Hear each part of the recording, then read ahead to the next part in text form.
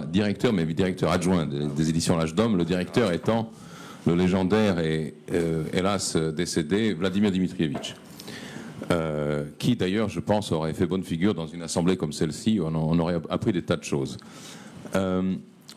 Cela étant, l'objet de la conférence, tel qu'il vous a été annoncé, porte sur un sujet très général qui nous préoccupe tous, et que j'ai formulé sous cette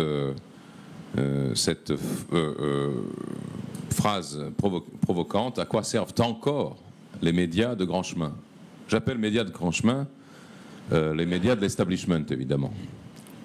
La formule s'est un peu répandue et je l'utilise exactement depuis le tout premier numéro de l'Antipresse, dont je parlerai par la suite.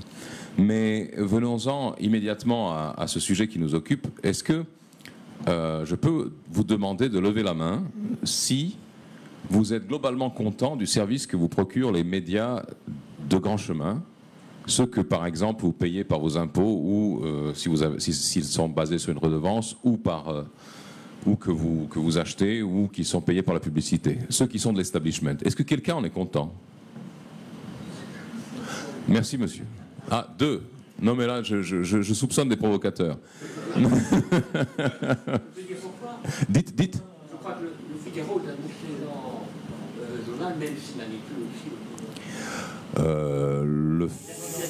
Ne commence pas à débattre avec la salle. Je ne débattrai pas avec la salle, mais j'enregistre. Donc, monsieur a dit que le Figaro était un excellent journal, même s'il manipule. Mais il me permet d'enchaîner en fait sur le vif de ma conférence. C'est que à quoi servent les médias de grand chemin? C'est une question qu'on n'a pas besoin de se poser parce que leur fonction n'a jamais tellement varié. D'où est-ce que ça vient, les médias? Ça vient des journaux, essentiellement. Et les journaux, ça existe depuis un certain bout de temps. La première gazette de la langue française, connue comme telle, étant celle de Théophraste Renaudot, qui date de l'époque de Louis XIV, et qui servait à donner des nouvelles, notamment des guerres en cours, des batailles, etc., mais aussi de choses beaucoup plus frivoles. On avait des gazettes qui colportaient des derniers potins des cours d'Europe ou les nouvelles de la mode. Jamais, dans leurs origines, les journaux n'ont prétendu vous restituer une image fidèle, impartiale, objective et honnête de la réalité qui vous entoure. On ne peut pas leur demander ce qui n'entre pas dans leur ADN.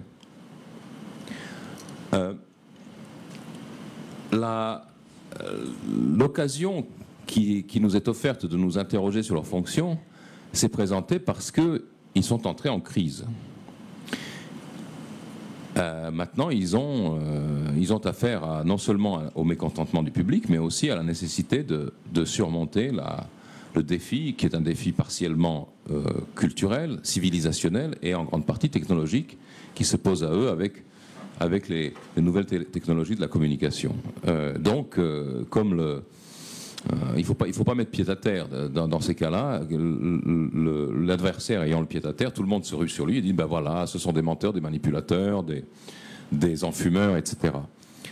D'une certaine manière, ils l'ont toujours été. Moi, je possède chez moi une collection imposante qui pourrait servir à presser des lithographies ou à caler des portes. C'est la collection de l'illustration. J'ai tous les numéros reliés entre 1914 et 1919. Eh bien, dans l'illustration, vous découvrez, on vous écrit avec le plus grand sérieux du monde que les Allemands en face, eh bien, ils mangent les enfants français et qu'ils font des sacrifices humains dans nos églises. Je ne crois pas qu'ils l'aient fait. Ils ont fait des tas de choses, mais pas ça. Donc, on a toujours affaire à quelque chose qui relève de la propagande lorsqu'on parle de la presse. Aujourd'hui,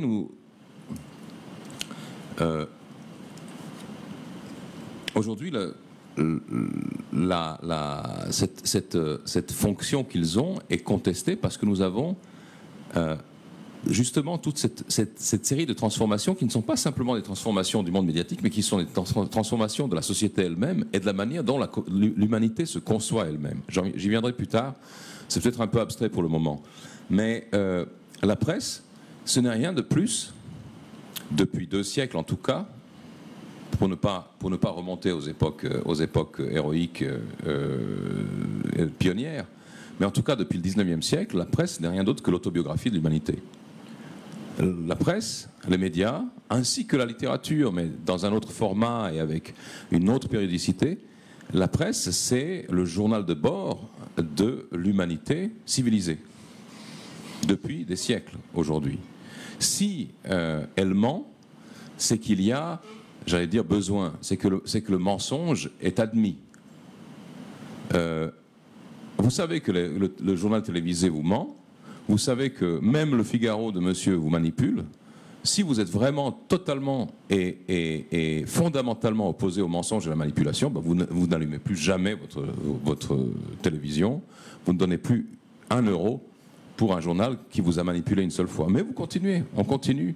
Parce qu'au fond, on sait que la vie réelle, elle est faite aussi de ces choses-là. Le conditionnement fait partie, le conditionnement de l'opinion, l'orientation de l'opinion, comme on oriente le faisceau d'un projecteur, fait partie de la mission, depuis les origines, des médias.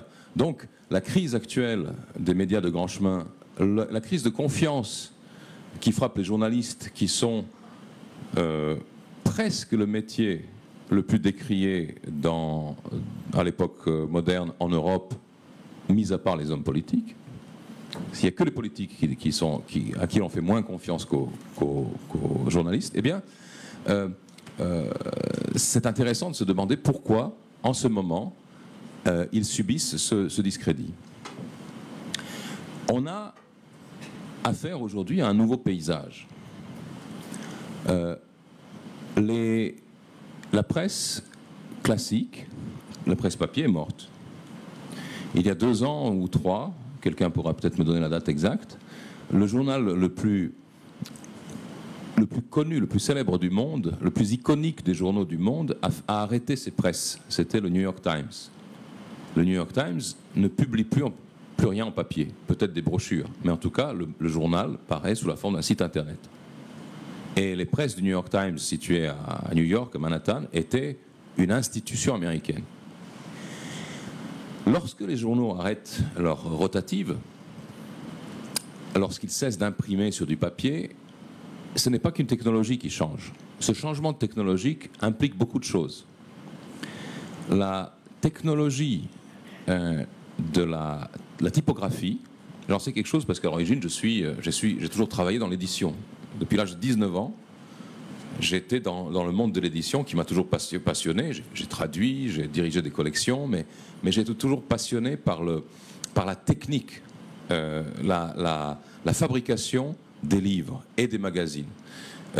Entre autres, à la fin des années 80, début des années 90, j'ai organisé, je pense, un des tout premiers ateliers de pré-presse assisté par ordinateur aux éditions L'Âge d'Homme, parce que j'avais acheté un petit Macintosh qui était à l'époque un petit cube, si vous vous en souvenez, pour rédiger des travaux universitaires et des traductions. Et puis je m'étais rapidement rendu compte que si vous couplez cet appareil très, très sommaire pour nous aujourd'hui à une imprimante laser et que vous imprimez vos pages, non pas à l'endroit mais à l'envers, sur des feuilles de papier calque, eh bien vous pouvez monter ces feuilles sur des plaques d'impression typographique, et à ce moment-là, vous sautez toute une étape qui était considérable de la pré-presse.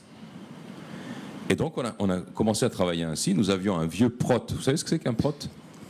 Un prot, c'était un monsieur qui composait du texte pour l'impression, jadis, qui avait été un vieux typographe, qui avait travaillé avec du plomb, qui avait travaillé avec la linotype, avec la linotronique, donc avec les premières machines électroniques de composition, et qui avait une linotronique dans son bureau, qui était une espèce de grand piano, avec un tout petit écran, et qui sortait du texte au kilomètre sur film.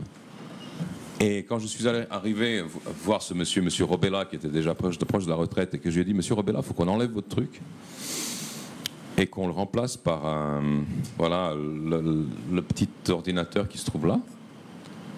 Il a dit, mais vous ne pensez pas faire ça? Cet appareil, il est neuf, il n'a pas 10 ans. Il a coûté 100 000 francs. 100 000 francs suisses, c'est presque 100 000 euros. Hein. Et c'était vrai. J'ai dit, oui, monsieur Robella, mais on est obligé de le jeter. Il dit, mais au moins vendez-le. Mais on ne peut pas le vendre, c'est fini. Les 100 000 francs, c'est fini. Mais on ne va pas faire avec cette espèce de jouet. Eh bien oui, c'est ce jouet qui va le remplacer. La révolution technologique des années 80 est quelque chose dans le métier, dans les métiers médiatiques dont on ne se rend pas compte. La violence de cette révolution, on ne s'en rend pas compte. On ne pouvait pas, le New York Times justement, ou le Washington Post, Steven Spielberg a fait un très beau film sur le Washington Post il y a 2 ans, à l'époque, vous savez, où on publiait ces documents compromettants sur la guerre du Vietnam, des choses comme ça. À l'époque, il y avait des vraies révélations qui entraînaient des conséquences, pas comme les révélations surmédiatisées et marketées d'aujourd'hui, par exemple, chez Mediapart. Vous avez remarqué que les révélations de chez Mediapart, là, on vient de révéler que, je sais pas, un ami de monsieur Sarkozy a reçu un demi-million d'euros sur un compte, parce qu'à l'époque de l'affaire libyenne, ben, ça ne vous change pas le prix du beurre. Hein. Ce n'est pas une révélation, c'est absolument anodin. À l'époque, quand on révélait des documents sur la nature de la guerre du Vietnam, ben, ça faisait tomber des têtes. Eh bien, dans le film, on voit très bien que la caste des typographes, des protes et des correcteurs, c'était un corps de métier qui était capable d'arrêter la fabrication d'un journal si il ne leur plaisait pas. Pas pour des raisons idéologiques, quoiqu'en France, avec la CGT, il y avait aussi de ça. Mais pour des raisons professionnelles. Vous ne pouvez pas bâcler un article avec ces gens-là. Vous ne pouvez pas tricher avec la grammaire. Et même, j'en ai connu des gens comme ça, et vous corrigez votre logique. Si la syntaxe n'était pas bonne, si vous n'aviez pas argumenté votre article, ces gens-là, vous le disiez. C'était des gens qui faisaient partie intégrante des métiers de la presse. Ils ont disparu complètement aujourd'hui. Vous avez des correcteurs, et encore, il y avait beaucoup de très bons correcteurs typographiques informatisés, hein, mais on ne vous le dit pas. Et quand vous voyez comment, depuis cette époque-là, en seulement 20 ou 30 ans, a évolué l'éthique, la conscience professionnelle, l'engagement professionnel dans la fabrication elle-même des nouvelles, vous voyez qu'on a un sérieux problème. Nous avons publié dans l'Antipresse, il y a quelques mois, le témoignage d'une jeune journaliste, d'origine kosovare d'ailleurs, du Kosovo, qui a fait une carrière assez brillante et fulgurante dans la presse anglo-saxonne, enfin dans la presse internet, n'est-ce pas, et qui est spécialisée dans les affaires d'Europe de l'Est, qui a eu cette chance inouïe d'être admise au New York Times. Et le premier papier qu'on lui demande de faire dans le New York Times concerne des élections en Macédoine, et elle dit, voilà, elle fait un compte-rendu des élections de Macédoine qui ont vu la victoire d'un candidat plutôt pro-occidental par rapport à son concurrent qui était plutôt pro-russe. Et elle découvre, alors que la procédure d'édition du New York Times passe pour la plus sévère dans le métier, dans la presse, elle découvre que son rédacteur en chef, sans rien lui dire, a modifié son article en rajoutant des contre-vérités historiques, en disant que la Macédoine échappait à la zone d'influence de la Russie. La Macédoine, ayant été justement une république de l'ex-Yougoslavie, n'a jamais fait partie de la zone d'influence de la Russie. Et cette fille n'a même pas réussi à obtenir la rectification de cette contre-vérité historique. Et ça, c'est le journal qui prétend être le plus consciencieux, le plus sérieux dans ses procédures d'édition, dans toute la presse mondiale, et qui est cité en exemple par nos journalistes d'ici. Dans notre lettre de l'Antipresse, c'est beaucoup plus sérieux que ça. Dans beaucoup de sites de nouvelles comme les Crises ou autres, qui sont des sites foncièrement amateurs, donc faits par des non-journalistes, la déontologie est beaucoup plus fiable que dans le New York Times. Donc, on subit les contre-coups d'une cascade de révolutions. Révolution technologique, révolution sociale, révolution politique, révolution sociétale. J'essaie d'y venir parce qu'on n'a quand même pas toute la nuit, mais j'essaie d'en dire deux mots sur chacun de ces points, parce que tout cela entre dans le discrédit des grands médias, des médias de grand chemin, des médias mainstream, et ça entre aussi dans la composition de ce qui suit, parce que ces médias, tout se transforme. Les médias ne disparaissent pas, ils se transforment. Vous avez aujourd'hui, vous savez très bien que aujourd'hui, ceux qui étaient diffusés par la presse papier, aujourd'hui, ça passe par l'Internet. Le plus souvent par des sites. Donc des sites qui publient à une cadence qui leur est propre des contenus sur Internet. Et qui, aujourd'hui, ne peuvent pas faire l'économie de passer par le relais des réseaux sociaux pour faire connaître ces contenus. Donc il y a très très peu de sites, à mon avis aucun d'ailleurs, qui se contentent de mettre des contenus dans son nom de domaine et de demander à ses lecteurs d'aller les chercher là-bas. En fait, on passe par toutes sortes de haut-parleurs, de forums, comme Facebook, Twitter et autres. Eh bien, aujourd'hui, quel est le site d'information, au sens large, de langue française qui est le plus lu? Je pense que certains le savent. C'est peut-être pas en ce moment, mais ça a été pendant quelques temps, ça a été Égalité et Réconciliation. Ce n'était ni Le Monde, ni Libération, ni, je ne sais pas, l'agence France Presse.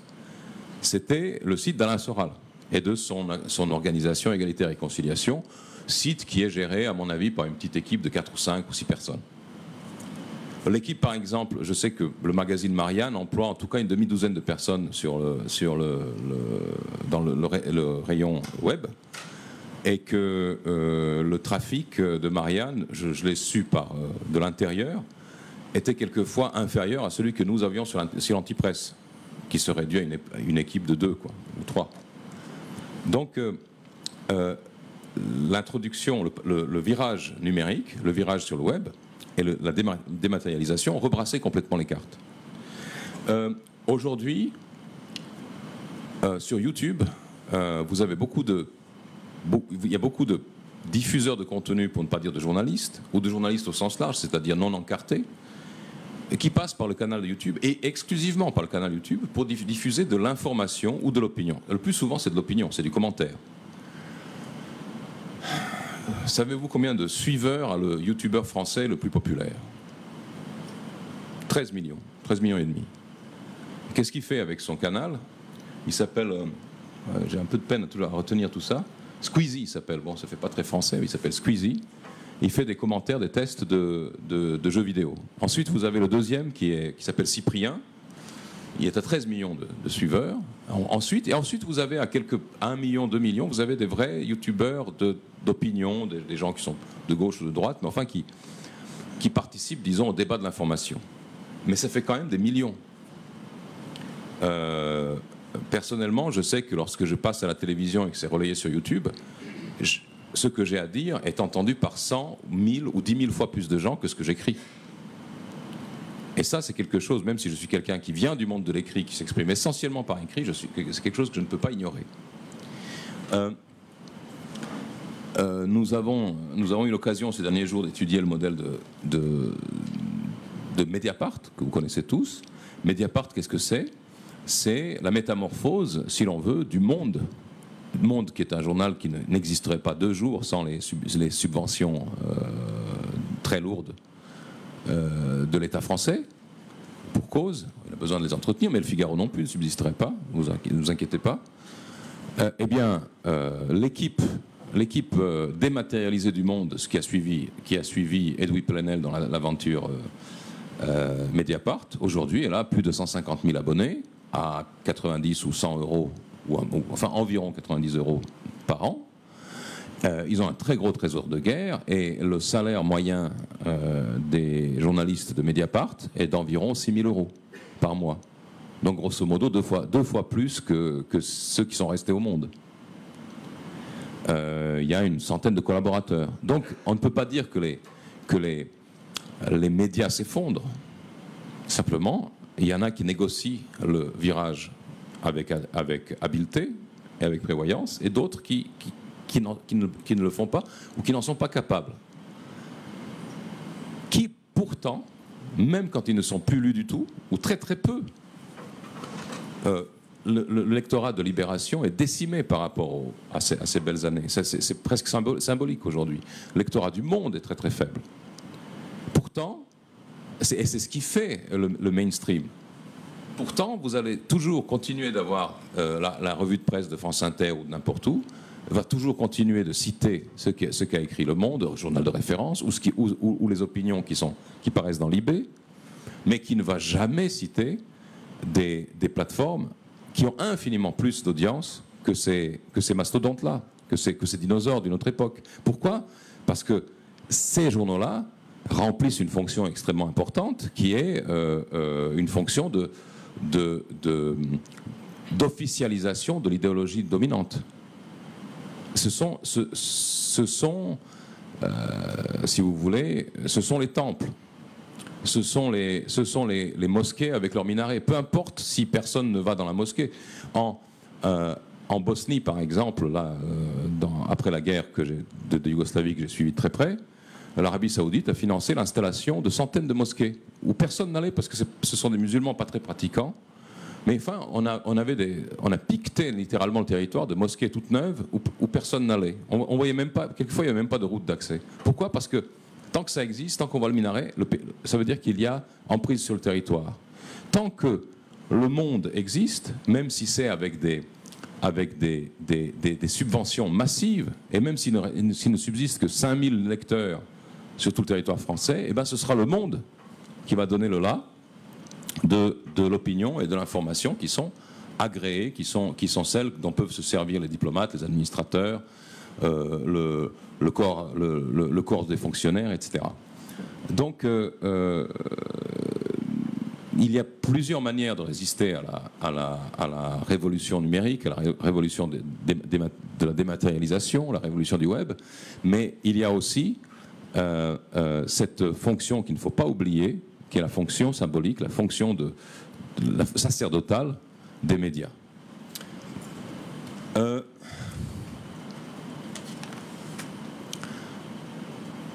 Pour la petite histoire, je crois que c'est assez important. Je reviens d'Afrique, où j'étais il y a quelques jours au Cameroun. J'ai raconté ça dans l'Antipresse. J'étais au Cameroun en tant que représentant suisse aux assises de l'Union de la presse francophone. Alors, l'Union de la presse francophone, c'est une organisation qui est soutenue par la francophonie. Ça rassemble tous les pays. Ça fédère tous les pays où il y a un journalisme francophone, même des pays assez inattendus comme la Géorgie ou l'Arménie. C'est une organisation importante avec des gens, avec des figures, notamment des figures africaines du journalisme, extrêmement intéressantes, des gens qui ont une grande autorité, une grande expérience. Mais ce qui est intéressant, c'est que vous ne trouverez dans cette organisation pratiquement aucun membre de l'establishment journalistique français.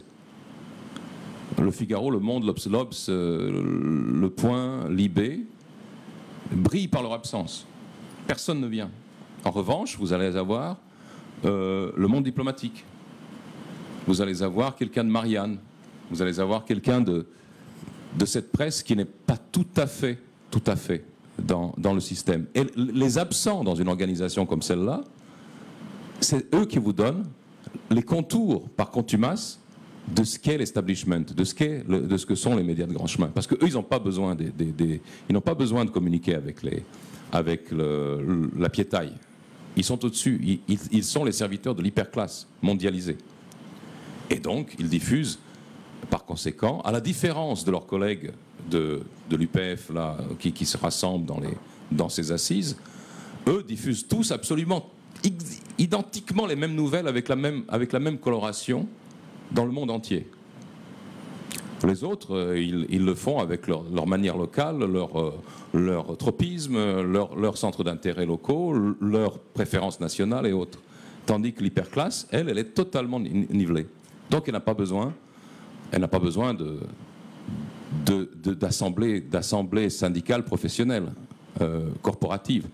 elle a besoin d'aller dans des clubs comme le Siècle ou autres, parce que leur corporation n'est pas celle du métier de journaliste, elle est celle de la classe dominante. C'est très différent. Donc, toutes ces fonctions, il faut bien, malgré les révolutions qui se passent, il faut bien que quelqu'un les remplisse. Si ils ne peuvent pas si de les remplir coûte, si c'est déficitaire, ben l'État, les États ou les grands groupes financiers vont mettre la main à la poche pour que cette fonction se perpétue. Cela nous indique qu'il y a une nécessité, un besoin de maintenir cette fonction de conditionnement de la population comme la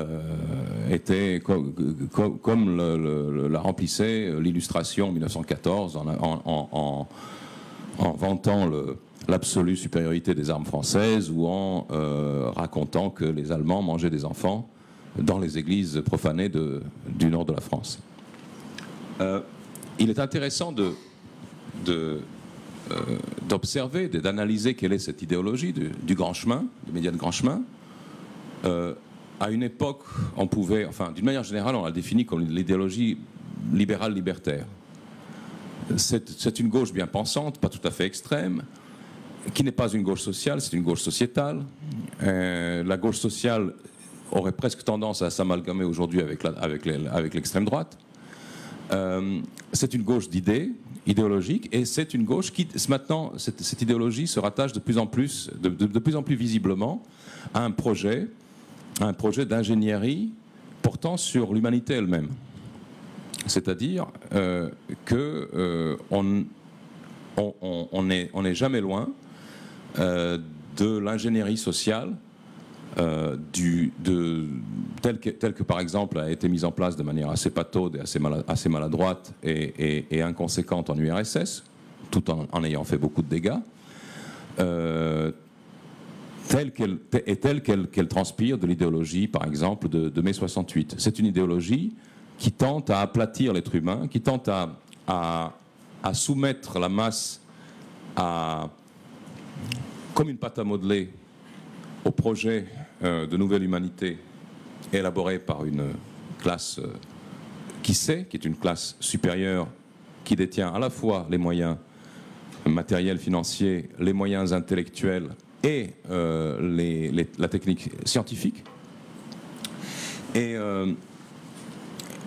cette grille de lecture, si vous l'appliquez un petit peu à ce que vous voyez autour de vous, aux médias, y compris d'ailleurs au Figaro de monsieur, vous verrez que avec les aménagements locaux, avec les légères colorations locales, c'est une même mélodie qui est jouée une fois avec un hautbois, une fois avec une clarinette, une fois avec une guitare électrique. Mais je veux dire, la guitare électrique, ce sera par exemple Technicart ou les Inrecuptibles, et puis la clarinette et le hautbois, ça va être le Figaro. Mais c'est la même chose. Absolument la même chose.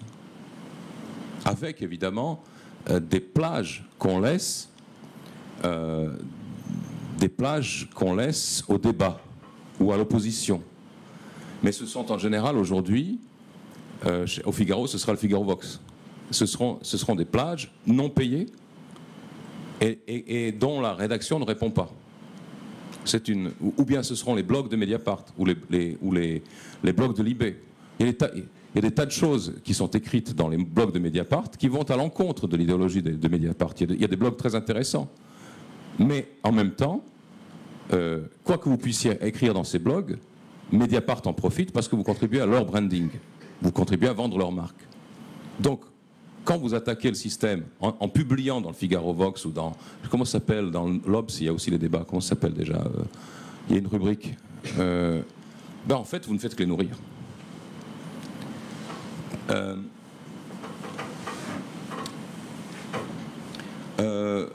Pour ne pas entrer dans une discussion académique, dans un exposé académique et trop sociologique ou politique de tout ça, je préférerais terminer cet exposé par la manière que je crois être possible de de retrouver confiance dans une information. Je l'ai dit, les médias ne sont pas forcément des sources d'informations objectives, sûres et fiables, qui existent, mais ce n'est pas les grands médias qui nous permettent de prendre des décisions concernant notre vie quotidienne ou bien nos plans à long terme. C'est pas dans les médias qu'on va les trouver.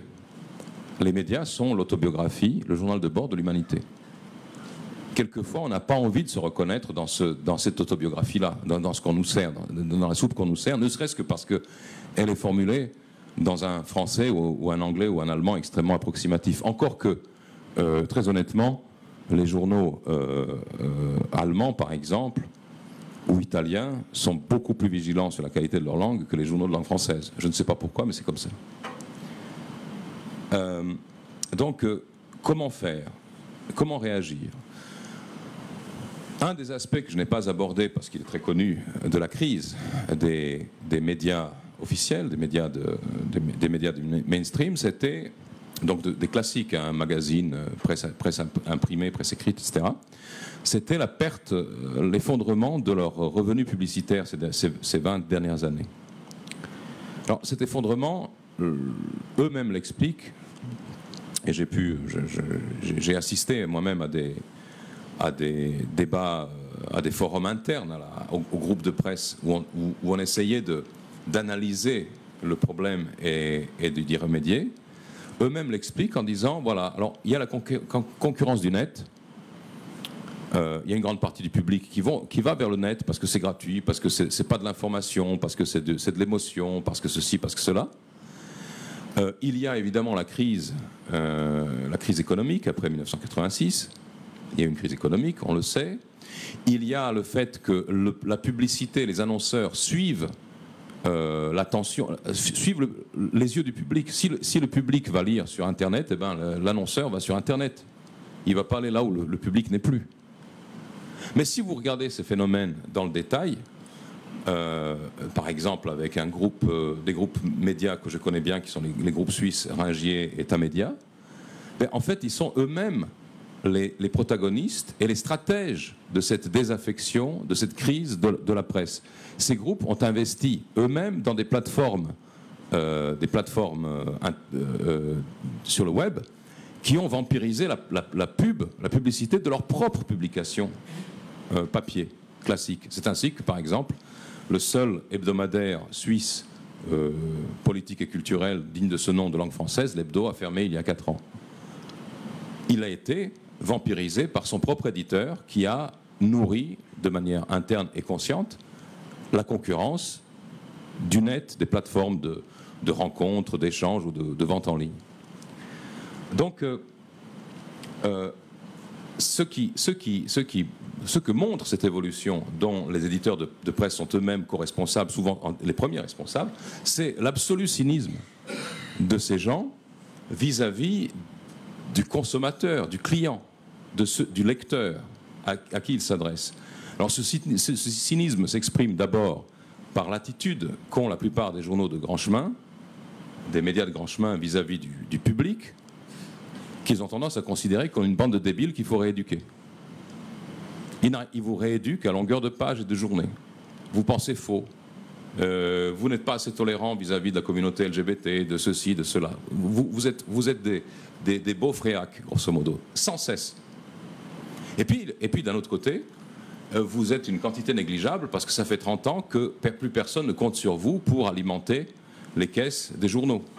Alors que, selon ma conviction, que j'essaie maintenant de mettre en place, de concrétiser, la seule relation saine que les médias puissent entretenir avec leur électorat, ça consiste à être financé par lui. Quand vos journaux sont financés par des pages de publicité, ce sont les annonceurs qui sont les maîtres des journaux. Quand vos journaux sont financés à perte par des milliardaires qui ont envie d'avoir des pôles d'influence, eh ben, ce sont eux les maîtres des journaux. Quand les journaux sont financés par le lectorat, eh bien, le lectorat n'est pas forcément le maître, parce que, je veux dire, le lectorat, c'est pas un individu identifiable. Je veux dire, si vous n'êtes pas content, vous vous désabonnez, vous serez remplacé par quelqu'un d'autre. Ça, c'est à mon avis, alors c'est bien entendu imparfait, mais c'est le seul gage d'indépendance et de transparence du message entre le média que vous consommez et vous. Céline disait dans une interview, Céline Louis Ferdinand, disait dans une interview à propos de la littérature, si on ne met pas sa peau sur la table, eh ben, on ne produit rien de valable. Et dans les métiers des médias, c'est exactement la même chose. Celui qui seul est journaliste à mes yeux, celui qui est propriétaire, possesseur de sa plume et de sa voix. Celui qui travaille pour des annonceurs ou pour un financier qui est en quête d'influence, eh bien, c'est quelqu'un qui n'est plus propriétaire. C'est un prolétaire. Il n'est même plus propriétaire de son outil de travail. C'est un esclave. Celui qui est propriétaire de son outil de travail devrait théoriquement pouvoir dire merde à une rédaction, il devrait pouvoir changer de rédaction, il devrait pouvoir lancer vendre son savoir et sa plume à un public afin de conserver sa liberté. Donc il doit mettre sa peau sur la table parce que c'est extrêmement dur. Et de la même manière, réciproquement, toute information que vous recevez de manière gratuite vous met dans la peau de Pinocchio. C'est le syndrome Pinocchio. Vous connaissez la fable de Carlo Collodi. Pinocchio, c'est ce miraculeux petit pantin de bois qui a reçu le don de la vie, mais qui est un peu bébête, qui est très naïf. Alors il est séduit par des mauvais garçons, il est emmené au pays de Cocagne, où tout est gratuit, où il n'y a que des gâteaux et des choses merveilleuses. Et finalement, il découvre, mais un peu trop tard, que ce n'était qu'un piège, un piège pour justement les mauvais garçons, les garçons qui se laissent séduire, les garçons influençables, qui ensuite sont en fait capturés et transformés en peau de tambour. L'ensemble des informations que vous recevez gratuitement sur le net vous transforme en peau de tambour. Si c'est à cause de la pub, c'est que vous allez être infecté de manière pratiquement subliminale par des tonnes de publicités, de contenus, de mots, d'images que vous n'avez pas demandé. Si c'est gratuit sans la pub, ce qui est de plus en plus rare, ça veut dire que vous servez de matière première à une étude du comportement des masses. Étude qui va servir ensuite à mieux déterminer le ciblage publicitaire ou à mieux déterminer le contrôle des masses, ou comme dans le cas de Cambridge Analytica, à éventuellement mieux vous faire voter. Donc, nous sommes tous des Pinocchio sur Internet. Moralité de l'histoire, si c'est gratuit, la marchandise, c'est vous. Si vous ne voulez pas être une marchandise, votre information, vous devez la payer. Très peu ou beaucoup, mais il faut la payer. Et donc j'en reviens à cette initiative que nous avons eue en 2015, alors que je n'étais plus du tout dans ce monde-là. J'ai dirigé une époque dans des conditions extrêmement confortables un magazine sur la santé en Suisse. La santé est un très très gros marché en Suisse. Si vous êtes impliqué dans de la presse médicale, qui est évidemment financée par les groupes pharmaceutiques ou par les grandes cliniques privées, etc., ben vous avez l'occasion de vivre très très bien. J'ai très bien vécu, jusqu'au jour où on m'a peu à peu glissé dans le pipeline du magazine des choses qui ressemblaient de plus en plus à du publi-reportage et non pas à de l'information. Et là, je suis parti. Je suis retourné au monde de l'édition de livres. Pas très haut, mais seul, comme disait Cyrano de Bergerac.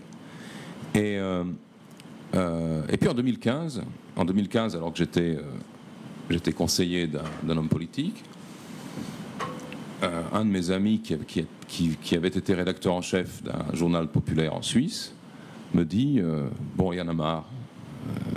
Il faut qu'on contre cette avalanche de bêtises et de mensonges plus de bêtises que de mensonges, d'ailleurs, parce que, à la rigueur, les mensonges de l'illustré en 1914, au moins ils étaient écrits en bon français, et ils reflétaient une idée de la nation et une idée de ce qu'on défendait, qui était un peu plus digne que ce qu'on nous vend aujourd'hui. Enfin bref, cet ami Jean-François Fournier me dit qu'est-ce que tu dis si on commençait simplement à informer nos amis de ce qui ne va pas? Je dis très bien. Et le 6 décembre 2015, la date, je m'en souviens parce que c'était la date où une ministre très célèbre de la Confédération suisse quittait ses fonctions.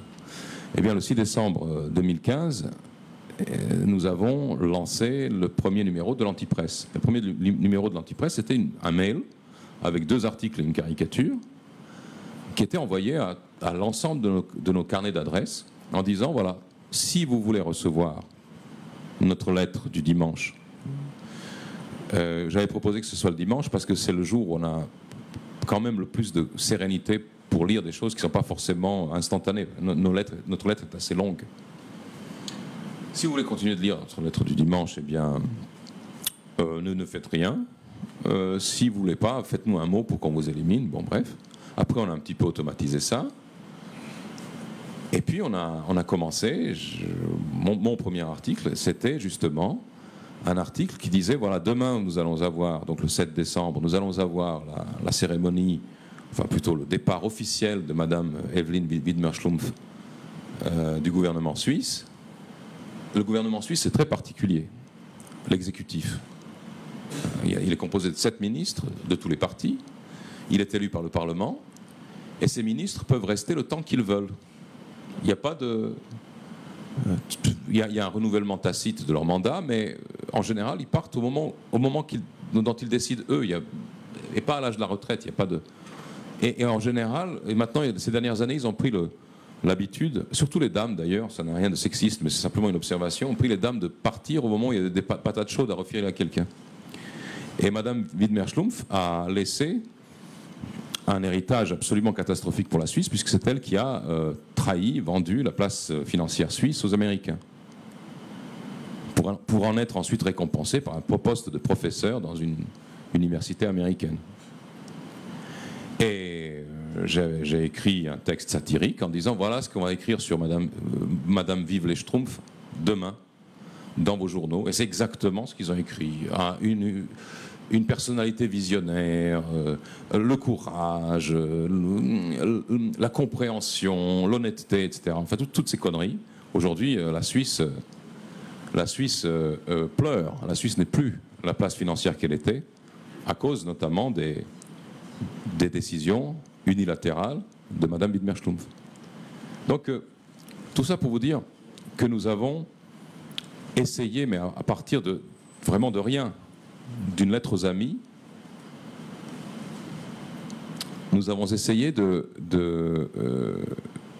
rétablir un langage normal, un langage fondé sur la raison, sur le scepticisme, sur la bienveillance, sur l'exercice des facultés critiques que nous avions apprises et qu'on enseignait encore à nos générations, vis-à-vis des sujets intouchables du temps. Alors évidemment, c'était le premier sujet. Après, on a parlé des élections françaises, on a parlé des attentats terroristes, on a parlé d'un peu de tout, de sport, de tout. On a parlé de tout, mais avec ce regard décalé de l'antipresse qui n'est pas le contraire de ce que dit la presse, c'est pas un organe de réinformation comme il y en a beaucoup.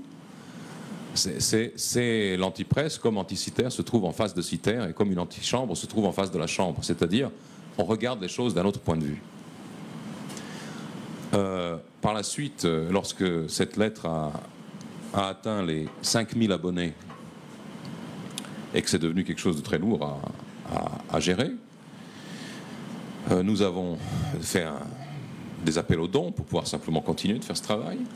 Alors, ça a marché un certain temps, mais l'économie du don sur Internet souffre du syndrome du rendement décroissant, parce qu'une fois que vous êtes installé dans le paysage, les gens estiment qu'il n'y a plus besoin de vous soutenir, vous n'êtes plus une jeune pousse, donc ils vont mettre leur sou ailleurs.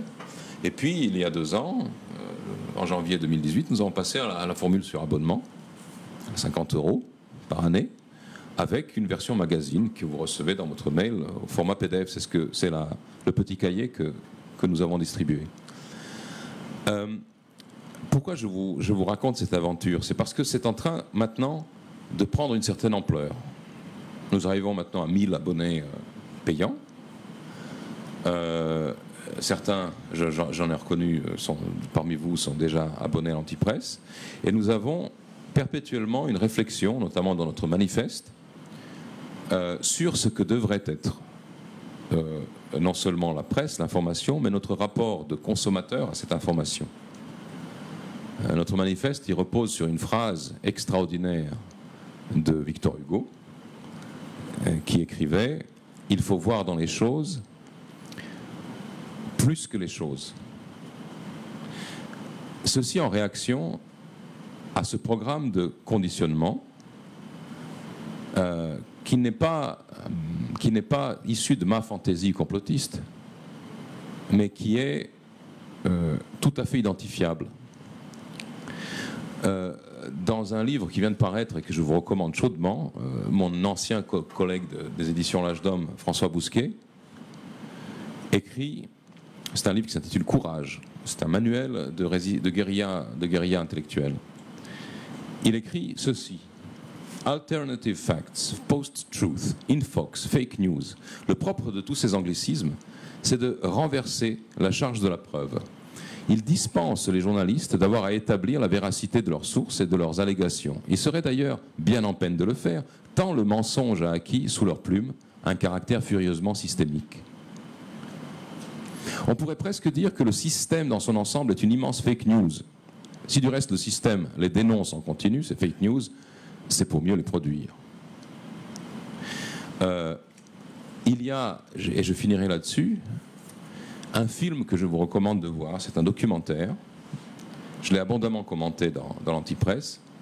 C'est presque un film miraculeux, dans la mesure où justement il a été produit par le système. C'est un film de la BBC, dont l'auteur s'appelle Adam Curtis. C'est un cinéaste documentaire britannique assez connu. Et il y a 2 ou 3 ans, il a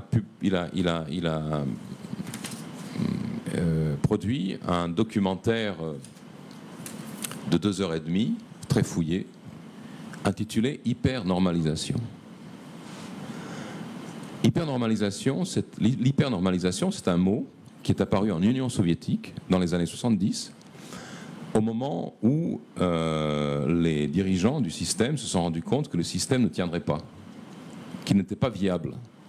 Mais personne n'avait envie non plus qu'il s'effondre. Parce que tant que ça dure, on garde nos privilèges et puis on maintient une certaine paix civile au moins. Donc ils ont décidé de normaliser. Déjà, la société soviétique était très normalisée. Il suffit d'ouvrir Zinoviev ou Solzhenitsyn pour s'en rendre compte. Mais ils ont décidé de passer à la phase de l'hypernormalisation en construisant littéralement une représentation parallèle du monde où on vit. Le système tout entier est une fake news. Ça remonte à ce projet soviétique. Et Adam Curtis, dans son documentaire, vous montre que la même idée, au même moment, donc début des années 70, est apparue en Occident. Et Curtis explique ça de la manière suivante, je cite, politique, financier et utopiste technologique, plutôt que de faire face aux complexités du monde, une complexité qui commençait vraiment à devenir très très lourde à contrôler, la population augmente, les technologies se multiplient, etc. Donc plutôt que de faire face aux complexités du monde, ont battu en retraite. Au lieu d'affronter la réalité, ils ont construit une version plus simple du monde. Nous les avons tous suivis parce que la simplicité était rassurante. Et la mission des médias de grand chemin, c'est de simplifier la réalité tout en simplifiant l'être humain. Nous sommes en pleine campagne de robotisation.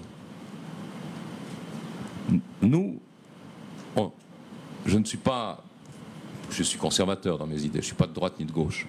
J'ai été conseiller d'un ministre, mais je n'ai jamais fait de politique. Mais je sais que je ne veux pas de cette robotisation, je ne veux pas de cette simplification, ni de la réalité, ni de l'être humain. Donc, je crée, à mon échelle, la communauté humaine, l'interaction humaine possible pour se protéger de ce phénomène, qui est un phénomène global.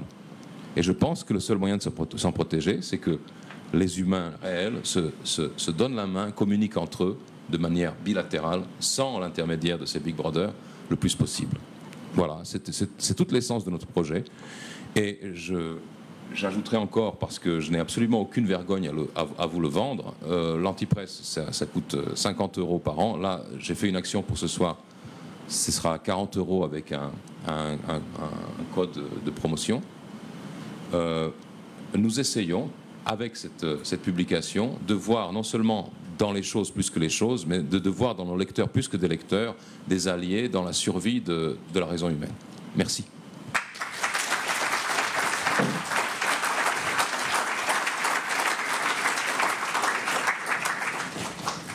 Alors maintenant, des questions.